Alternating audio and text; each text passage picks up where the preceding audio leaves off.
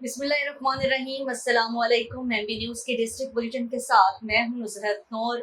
Bulletin का बाकायदा आगाज करेंगे और सबसे पहले खबर शामिल करेंगे हरीपुर से ज़ीशान जावेद की रिपोर्ट के मुताबिक कौमी असम्बली में कायदे हिज़्ब इख्तिलाफ और पाकिस्तान तहरीक इंसाफ के मरकजी जनरल सेक्रेटरी उमर अयूब खान ने कहा है कि इमरान खान, बुशरा बीबी और पीटीआई क़यादत के खिलाफ सियासी केस बनाए गए हैं। इन मुकदमों की कोई कानूनी हैसियत नहीं। हुकूमती प्रोसिक्यूटर अदालतों से भाग रहे हैं। पब्लिक में पनामा के बाद दुबई स्कैंडल और गंदम स्कैंडल मंजर आम पर आ गए हैं।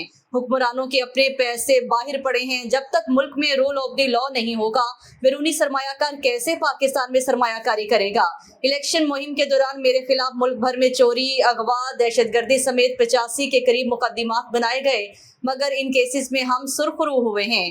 मुल्की हालात पस्ती की तरफ जा रहे हैं। हुकूमती कैदी नंबर 804 का दरवाजा खटखटाएं और पब्लिक मैंडेट का एहतराम करते हुए हुकूमत इमरान खान के हवाले करें। इस वक्त अवाम का एतमाद सिर्फ इमरान खान पर है। इन ख्यालात का इज़हार उन्होंने हरीपुर प्रेस क्लब आमद पर यूनियन ऑफ जर्नलिस्ट के नौमुंतखब काबीना को मुबारकबाद देने के मौका पर किया।